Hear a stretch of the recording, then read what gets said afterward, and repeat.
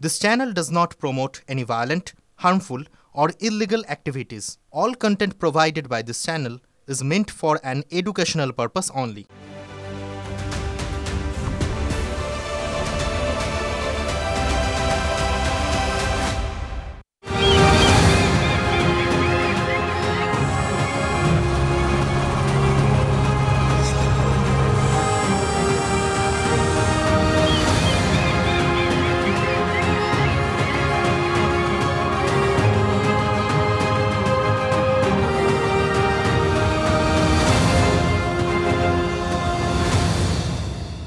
তো কয়েকদিন আগে দুনিয়ার সবচেয়ে উঁচু কেবল ব্রিজ পার করেছে ভারতীয় রেল। চেনাবের উপর দিয়ে ছুটেছে বন্দে ভারত। ভারতীয় রেলের আর এক মাইল ফলক। দেশের প্রথম ভার্টিক্যাল লিফট সেতু দিয়ে এবার যাবে ট্রেন রামেশ্বরম পর্যন্ত। প্রথম বাংলা টেলিভিশন মিডিয়া হিসেবে রামেশ্বরমে TV9 বাংলা। নিচ দিয়ে চলবে জাহাজ আর উপরে ট্রেন। উত্তাল সমুদ্রে নতুন অত্যাধুনিক সেতু। এ যেন লঙ্কা দুয়ারে আজব কাণ্ড, যেখানে আবার রামায়ণের স্মৃতির বহর, সেই ধনুষ্কটি এখন ভুতুড়ে শহর। এইসব নিয়েই আজকে TV9 স্পেশাল সমুদ্র সেতু। আপনাদের সঙ্গে আমি জয়নিকা।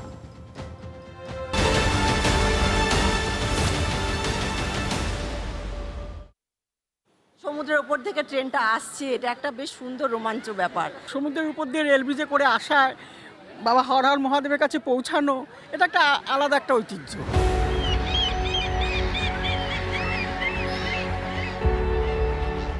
উত্তাল বঙ্গোপসাগর,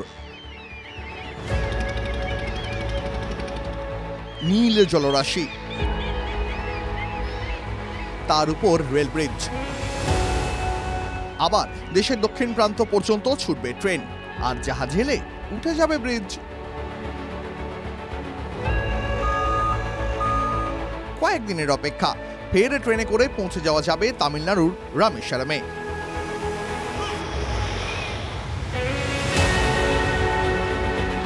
ট্রায়াল রান হয়েছে ভালোভাবেই, এসে গেছে কমিশনার অফ রেলওয়ে সেফটির ছাড়পত্র। এবার সমুদ্র সেতুর ওপর ট্রেনের চাকা গড়ানোর পালা। ভারতীয় রেলের ইতিহাসে অন্যতম মাইলস্টোন হচ্ছে এই পাম্বান রেল ব্রিজ। ভূখণ্ডের সঙ্গে রামেশ্বরমকে যুক্তে এই পাম্বান রেল ব্রিজ অত্যন্ত গুরুত্বপূর্ণ হিসেবে কাজ করবে। শতাব্দী প্রাচীন পাম্বাম ব্রিজ দিয়ে ট্রেন চলাচল বন্ধ হয় বছর তিনেক আগে। তার ফলে রামেশ্বরম পৌঁছতে সড়ক পথে যেতে হতো এলাকাবাসী থেকে পর্যটকদের। সমুদ্রের ওপর রেল সেতুর একদিকে মণ্ডপম, অন্যদিকে পাম্বান। তামিলনাড়ুর রামনাথপুরম জেলার একটি শহর হলো মণ্ডপম। ভারতের মূল ভূখণ্ডের অন্তর্গত এই মণ্ডপম থেকে ভারত এবং শ্রীলঙ্কার মাঝে অবস্থিত সমুদ্রে ঘেরা রামেশ্বরমের পাম্বাম দ্বীপ পর্যন্ত দীর্ঘ যে রেল সেতু হচ্ছে তা পাম্বাম সেতু নামে পরিচিত। শতবর্ষ প্রাচীন যে পরিত্যক্ত পাম্বান ব্রিজ রয়েছে তার সমান্তরালেই নতুন ব্রিজ তৈরি হচ্ছে। অত্যাধুনিক এই সমুদ্র সেতুর দৈর্ঘ্য 2.1 কিলোমিটার। 333টি স্তম্ভের ওপর দাঁড়িয়ে রয়েছে ব্রিজটি। বঙ্গোপসাগরের প্রায় 38 মিটার গভীর পর্যন্ত স্তম্ভের গাঁথনি রয়েছে। ব্যবহার করা হয়েছে 4500 মেট্রিক টন স্টিল। জং প্রতিরোধী ব্যবস্থা রয়েছে রেল ব্রিজের স্তম্ভ ও প্রতিটি অংশে, যা 100 বছর পর্যন্ত ব্রিজটির স্বাস্থ্য ঠিক রাখবে। এই রেল সেতু তৈরিতে খরচ হয়েছে 531 কোটি টাকা।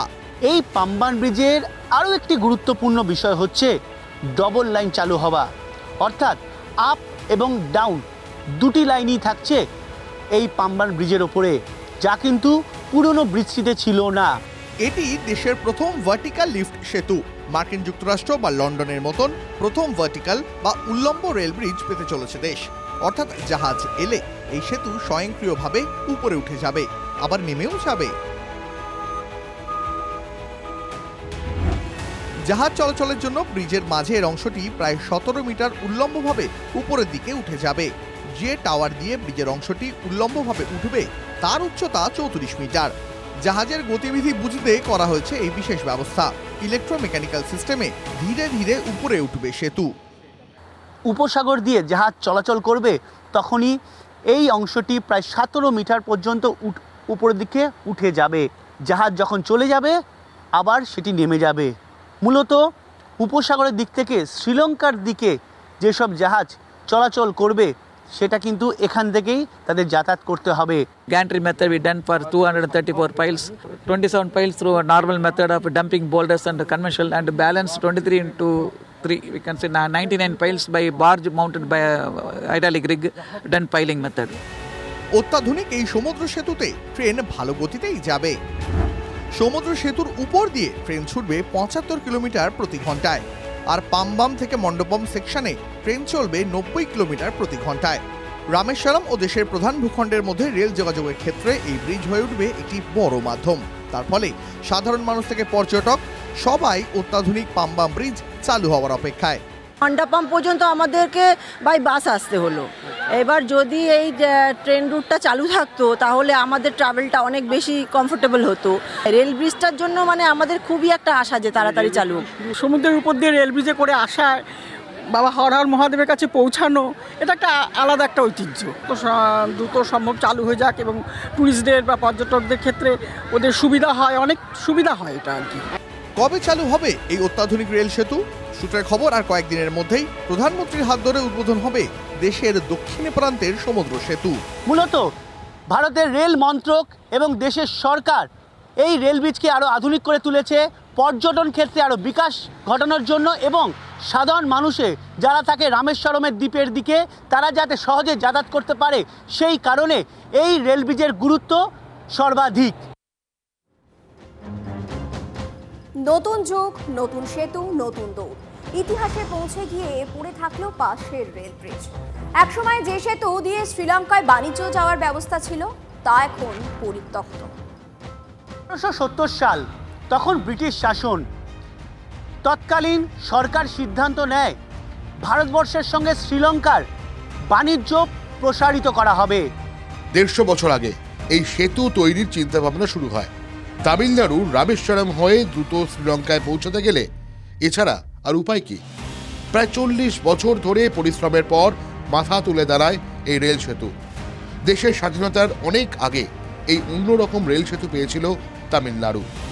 143টি স্তম্ভের উপর পাম্বান রেল ব্রিজের উদ্বোধন হয়েছিল 1914-র 24শে ফেব্রুয়ারি।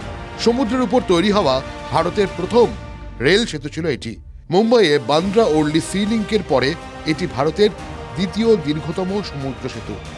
1988 পর্যন্ত এই সেতুই তামিলনাড়ুর মূল ভূখণ্ডের সঙ্গে রামেশ্বরমকে যুক্ত রাখার একমাত্র পথ ছিল। তারপরে এটি সমান্তরালে একটি সড়ক সেতু তৈরি হয়। অনেক উত্থান পতনের সাক্ষী এই ঐতিহ্যবাহী সেতু, এখন যাকে বাতিল করতে হয়েছে। একের পর এক ইতিহাস এই সেতুকে ঘিরে রয়েছে।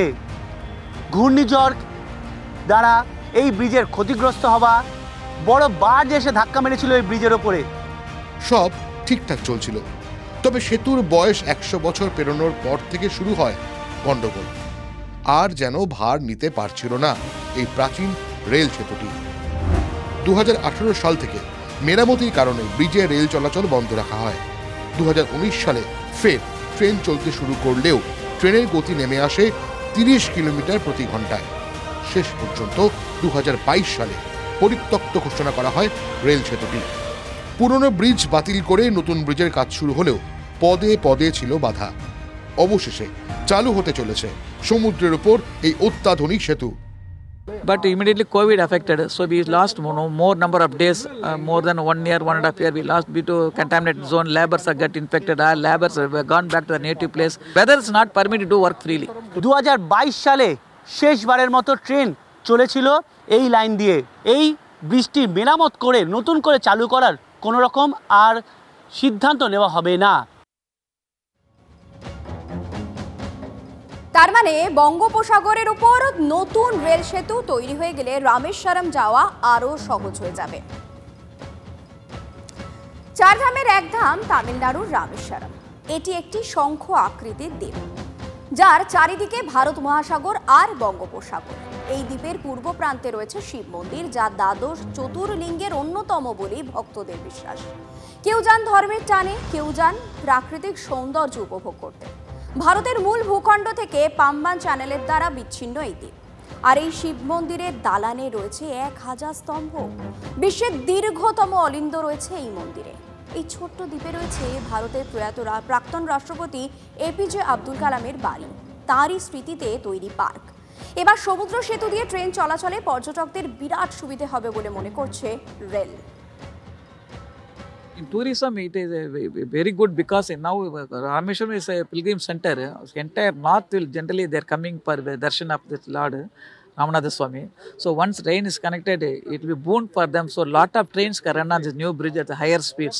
So more number of trains can move to Rameshwaram to offload the pilgrims, and like that train service also can improve. Lot of trains can be run on new bridge.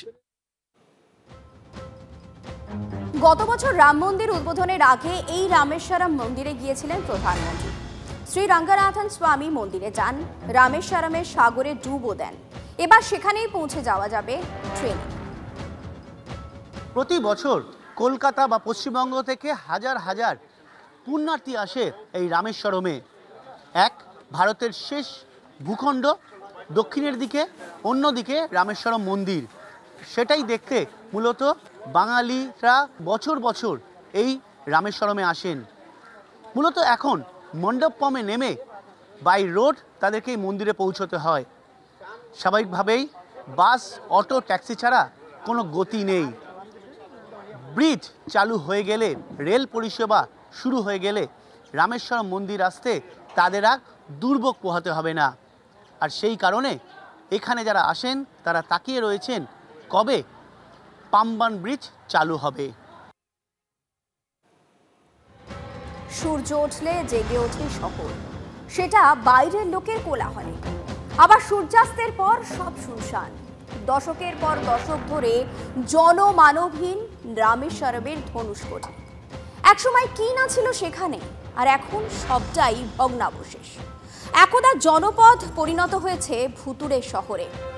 একটা ঘূর্ণিঝড়ই শহরটাকে একেবারে তছনছ করে দেয়। মেঘমুক্ত নীল আকাশ, যেদিকে চোখ যায় শুধুই নীল সমুদ্র। এখানেই মিশে গেছে বঙ্গোপসাগর ও ভারত মহাসাগর। ডান দিকে মান্নার উপসাগর, বাঁদিকে পথ প্রণালী। স্থলভূমি শেষ হয়ে আসছে যেন তীরের ফলার মতো। আর এখান থেকে হাত বাড়ালেই শ্রীলঙ্কা। সেখানেই এখন ছড়িয়ে ছিটিয়ে ভাঙাচোরা ঘরবাড়ি, বালিস্তূপের কোথাও লুকিয়ে রেল লাইনের অংশ। ঘূর্ণিঝড়ের ধাক্কায় ধনুষ্কোটি এখন যেন ভুতুড়ে শহর। চারপাশে শুধু ভগ্নস্তূপ। এখনো পর্যন্ত এখানে কোনো জনপদ গড়ে ওঠেনি। আমার চারপাশে হাসপাতাল ছিল, ছিল স্কুল, সবকিছুই প্রায় ধ্বংস হয়ে গিয়েছিল। একটা সময় কি না ছিল তামিলনাড়ুর এই জনপদে। স্টেশন, বাজার, হাসপাতাল, একেবারে জমজমাট এলাকা। ধনুষ্কোটি থেকে শ্রীলঙ্কার দূরত্ব মেরে কেটে 31 কিলোমিটার। 1964 সাল পর্যন্ত এই শহরের উপর দিয়ে ভারত আর শ্রীলঙ্কার মধ্যে যাতায়াত ছিল সাধারণ মানুষদের। ধনুষ্কোটি থেকে শ্রীলঙ্কার তালাইমানারের মধ্যে ছিল ফেরি পরিষেবা। তখনও দুদেশের মধ্যে আন্তর্জাতিক সীমানা গড়ে ওঠেনি, ফলে যাতায়াতে বাধা ছিল না। 1974 সালে আন্তর্জাতিক জল সীমান্ত চুক্তি হয়। এরপরই দুদেশের মধ্যে যাতায়াত বন্ধ হওয়ার কথা ছিল, কিন্তু তার আগেই গন্ডগোল। একটি ভয়ঙ্কর ঝড় কিছু ওলট পালট করে দেয়। 1964 সালের ডিসেম্বরের সেই ঘূর্ণিঝড় ধনুষ্কোটি সাইক্লোন বলে পরিচিত, যা 280 কিলোমিটার গতিতে আছড়ে পড়ে শহরের উপর। 23 ফুট পর্যন্ত উঠে আসে সমুদ্রের জল। সেই ঝড়ে বেসরকারি মতে অন্তত 1800 জনের মৃত্যু হয়েছিল। শোনা যায় 115 জন যাত্রীকে নিয়ে রামেশ্বরমের পাম্বান থেকে ধনুষ্কোটি পর্যন্ত একটি যাত্রীবাহী ট্রেন যাচ্ছিল সে সময়। সাইক্লোনের ধাক্কায় ট্রেনের সমস্ত যাত্রী মারা যান। এমনকি পাম্বান থেকে ধনুষ্কোটি পর্যন্ত একটা রেল ব্রিজও ভেঙে পড়ে। শোনা যায় দুর্যোগের পর যে কজন বেঁচে ছিলেন তাঁরাও প্রাণভয় চলে আসেন তামিলনাড়ুর মূল ভূখণ্ডে।